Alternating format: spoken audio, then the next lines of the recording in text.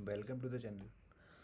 सो ये चैनल एक technical knowledge base पे है। तो जैसे आप देख सकते हैं यहाँ पे मैंने लिखा हुआ है HTML। तो हम आज एक HTML के ऊपर एक नॉलेज गेन करेंगे।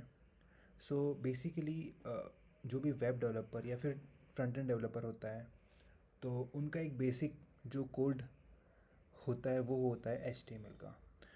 सो एक बेसिक साइट, स्टैटिक साइट बनाने के लिए हमें HTML की हेल्प लगती है। तो हम इस वीडियो से एक बेसिक नॉलेज लेंगे HTML का और स्टार्ट करता है। तो ये एक W3 स्कूल वेबसाइट है जिसमें कि आप देख सकते हैं बहुत सारे लैंग्वेजेस इसमें बताई गई है। हम यहाँ पे HTML से स्टार्ट करते हैं। तो HTML क्या होता है? तो HTML एक स्टैंडर्ड मार्कअप लैंग्वेज है वेब पेज के लिए। वो वेब पेज को क्रिएट करने में हेल्प करता है और ये थोड़ा इजी टू लर्न है। तो आप जैसे कि हम इंट्रोडक्शन में देख सकते हैं कि यहाँ पर HTML का फुल फॉर्म होता है हाइपर टेक्स्ट मार्कअप लैंग्वेज। वो होता है एक language for creating a web page. तो एक वेब पेज का एक स्ट्रक्चर हमें मिल जाता है, एक बेसिक स्ट्रक्चर, जिससे हम अपने वेब पेज पर एक कोई भी कंटेंट दिखा सकते हैं। सो इसमें आप देख सकते हैं कि जैसे यहाँ पर एक सेट ऑफ कोड दिया है, सैम्पल कोड, जो कि HTML डॉक्यूमेंट का कोड है। तो इसमें स्टेप बाय स्टेप सब चीज़ें बताइए, लाइक कि जैसे हमें लिखना पड़ता है डॉक टाइप HTML। वो होता है एक डिक्लेरेशन डॉक्यूमेंट का, ताकि हमें वो डॉक्यूमेंट को पता चल जाए कि ये HTML5 का डॉक्यूमेंट है। फिर एक HTML टैग है, दिख रहा होगा आपको। HTML टैग में ये दिखाते हैं कि रूट एलिमेंट है ये HTML टैग का। फिर उसके अंदर आपको दिखेगा हेड। वो हेड कंटेन करता है Meta information about the HTML page. उसके नीचे आप देख सकते हैं टाइटल। टाइटल ये जो आपका मेटा इन्फॉर्मेशन है, उसका जो HTML का जो पेज रहता है उसका टाइटल का इन्फॉर्मेशन इसमें रहती है। और जो बॉडी होती है वो बॉडी कंटेन करती है कंटेनर, जो कि आपकी हेडिंग हो गई, आपका पैराग्राफ हो गया, आपका इमेज हो गया, हाइपरलिंक हो गया, टेबल, लिस्ट, बटन वगैरह वगैरह, जो भी आपको दिखाना है आपके वेब पेज पर, वो सब कंटेन करती है बॉडी। अब यहाँ पे सैंपल के लिए दो चीज़ लिख रखी है, H1 और P। तो H1 क्या होता है? तो ये एक सैंपल टैग्स है, एलिमेंट है। सो इसमें जो ये स्टार्टिंग के आपको दिख रहे होंगे वो है H1, जो कि है स्टार्टिंग टैग। ये जो आपको सेंटर में दिख रहा होगा वो है हमारा कंटेंट जो हमें दिखाना है। ये है एंडिंग टैग। तो एंडिंग और स्टार्टिंग कैसे होती है? तो ये स्टार्टिंग आप देख सकते हो H1, ये H1 होता है हेडिंग्स। और ये एंडिंग में हमें एक, आपको ये दिख रहा होगा एंडिंग वाला यहाँ पे एक स्लैश करके, तो ये होता है एंडिंग टैग। फिर आप कौन कौन से एडिटर यूज़ कर सकते हैं इस HTML को बनाने में? तो ये लिखा हुआ है, जैसे कि नोटपैड और टेक्स्ट एडिटर आप यूज़ करते हैं नॉर्मली। ओके, फिर हम स्टार्ट करते बेसिक स्ट्रक्चर से। तो आप देख सकते हैं जैसे कि इसमें हम देख सकते हैं यहाँ पे हेडिंग्स, जैसे आपने देखा था पहले कि H1 लिखा था। तो H1 क्या होता है? हम यहाँ पे एक बार देखते हैं H1, H2, H3। यहाँ पे ये होता है हेडिंग्स, और ये हेडिंग्स होती है H1, मतलब सबसे जो बोल्ड, सबसे बड़ी हाइट वाली हेडिंग हो गई, वो हो जाता है H1। फिर ये ऐसे ही H2, H3, जैसे H6 तक होता है।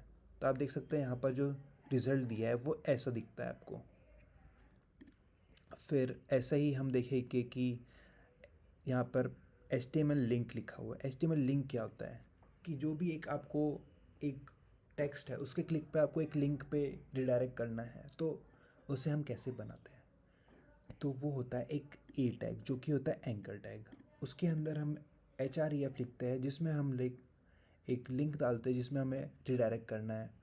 तो लाइक दिस, ये हमें एक आपको मिल रहा है, एक दिख रहा है आपको वेब पेज टाइप रिजल्ट। उसमें हम जैसे यहाँ पर एक हमने लिखी है यहाँ पे दिस इज़ अ लिंक, जो कि ये टेक्स्ट है। इस टेक्स्ट पे हमको ये वाली वेबसाइट ओपन करनी है क्लिक पे, तो हम जैसे यहाँ पे क्लिक कर रहे हैं तो हमारी ये वेबसाइट ओपन हो जा रही है। सो लाइक दिस हमारे पास HTML इमेज है। तो ये इमेज क्या होता है? इमेज एक टैग होता है, इमेज टैग करके। आपको जैसे एक वेब पेज पे आपके इमेज शो करना है तो आप कैसे शो कर पाएंगे? तो जैसे आप देख सकते हैं यहाँ पे इमेज टैग है, उसके अंदर हम SRC लिखते हैं जो कि हमारा होता है सोर्स। तो उसमें हमें एक इमेज का सोर्स देना पड़ता है, एक पाथ देना पड़ता है जहाँ से हमें इमेज मिलती है। तो आपके जैसे एक प्रोजेक्ट है और आपने उसकी इमेज कहीं लिख के रखी है, किसी जगह पे आपकी इमेजेस रखी हुई है तो आपको शो करना है, तो आपको उस पाथ देना पड़ेगा उस चीज इमेज का, और वो इमेज आपको शो करवानी पड़ेगी। लाइक दिस आपको एक ALT लिखा हुआ है। ALT यूज़ होता है अल्टरनेटिव के लिए, कि अगर इस इमेज में कोई भी इशू आ रहा है, कोई भी एरर आ गया, तो एक इन्फॉर्मेशन होगी, अल्टरनेटिव इन्फॉर्मेशन उस इमेज की। लाइक दिस जो ये JPG लिखा है वो होता है .jpg, एक इमेज का एक्सटेंशन होता है। तो जैसे मैं यहाँ से ये हटा रहा हूँ तो ये अभी इमेज रन करूँगा तो इमेज फट जाएगी, लाइक दिस फट गई। तो ये इमेज क्रैश हो गई और यहाँ पर हमें फिर ये अल्टरनेटिव टेक्स्ट दिख गया। अब मैं जैसे वापस जैसे वैसे यहाँ पे JPG कर दूँगा और रन करूँगा तो वापस इमेज आ गई, और ये विड्थ और ये हाइट हो गई। ये होता है हमारा स्टाइलिंग, कि आप विड्थ कितना देना है। जैसे मेरे को 130 देना है हमें और यहाँ पे 150 देना है, और मैं रन करूँगा तो ये साइज़ बढ़ गया, लाइक दिस ये इमेज हो गया। फिर हो गया यहाँ पर एलिमेंट्स में बता दिए कि हमें ये एलिमेंट कैसे होते हैं HTML के। तो यहाँ पे हमने पहले जो देख लिया था, जो देखा गया है कि इसे हम एलिमेंट कहते हैं, और यहाँ पर हमारा स्टार्टिंग टैग है, एलिमेंट का कंटेंट है, और फिर ये एंडिंग टैग है, लाइक दिस। फिर हम जाएंगे एट्रीब्यूट्स पे। तो एट्रीब्यूट में क्या होता है? एट्रीब्यूट में वही है जैसे मैंने आपको बताया था, एक टैग बताया था मैंने, जो कि ये वाला था, एंकर वाला। तो वो, और यहाँ पे इमेज का फिर सोर्स बताया था, लाइक दिस। तो जो भी एक HTML के एलिमेंट के अंदर हम एट्रीब्यूट यूज़ करते हैं, और जो एट्रीब्यूट होता है उसमें जो भी हमारा HTML एट्रीब्यूट जो भी होता है वो एडिशनल इन्फॉर्मेशन होती है एलिमेंट्स के लिए।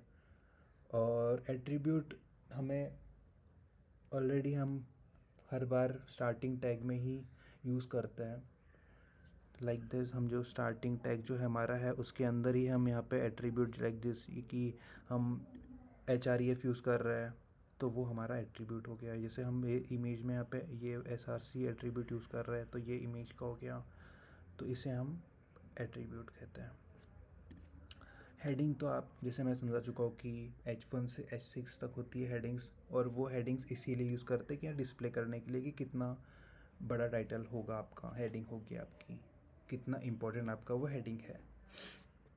और आपको और बिगर हेडिंग चाहिए तो आप ये स्टाइल यूज़ कर सकते हैं। हम ये स्टाइल हम आने वाले आगे चल के भी हमें पता चल जाएगा स्टाइल्स कैसे यूज़ करते हैं। फिर है पैराग्राफ हम जो नॉर्मली यूज़ करते हैं P टैग में, वो पैराग्राफ होता है P टैग। अब इसमें हमें दिखा है कि हॉरिजॉन्टल रूल, तो इसमें हमें देख सकते हैं कि HR एक टैग है तो वो यूज़ किया गया है। तो HR टैग क्या होता है? वो एक हॉरिजॉन्टल लाइन का यूज़ करता है। आपको दिख रहा होगा हॉरिजॉन्टल लाइन दिख रही है आपको, HR यहाँ पे, तो ये इसलिए यूज़ होता है। So like this. और यहाँ पर एक और जो इम्पोर्टेंट चीज़ है, लाइन ब्रेक, BR से हमारा होता है लाइन ब्रेक। इसमें हम एंडिंग टैग की ज़रूरत नहीं पड़ती है। तो ये देखो दिस इज़, फिर लाइन ब्रेक हमने यूज़ किया BR, तो ये लाइन ब्रेक कर दिया इसने, तो ये इसलिए यूज़ होता है। फिर एक पोएम की प्रॉब्लम होती है, अगर P हम टैग यूज़ करेंगे और हम ऐसे लिख रहे हैं तो हमारा क्या होता है कि ये सेम ही लाइन में देगा, ब्रेक नहीं करेगा, और हम BR उतना यूज़ नहीं कर सकते हैं। तो हम यूज़ करेंगे, सॉल्यूशन इसका PRE, प्री। तो हम प्री अगर यूज़ करेंगे तो ये जैसे कि वैसे टैग दिखाएगा, लाइक दिस। सो हम चलते हैं स्टाइल पे। तो स्टाइल की यूज़ होती है, हम स्टाइल यूज़ करते हैं किसी भी HTML चीज़ों को स्टाइलिंग करने के लिए, जैसे कि कलर।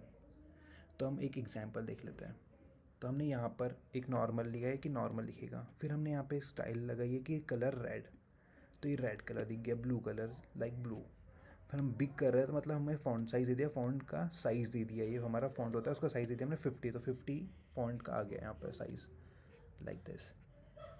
फिर यही हो जाएगा, फिर हमारा बैकग्राउंड कलर आ जाता है कि जिसमें हम बॉडी में ही बैकग्राउंड दे दिए, कलर दे देंगे तो हमारा पूरा कलर ही बैकग्राउंड ये हो गया powder blue. So like this.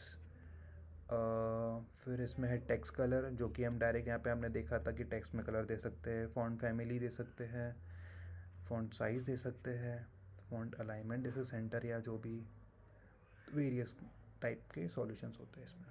तो that's it for this video. हम नेक्स्ट वीडियो में आगे का समझते हैं। Thank you.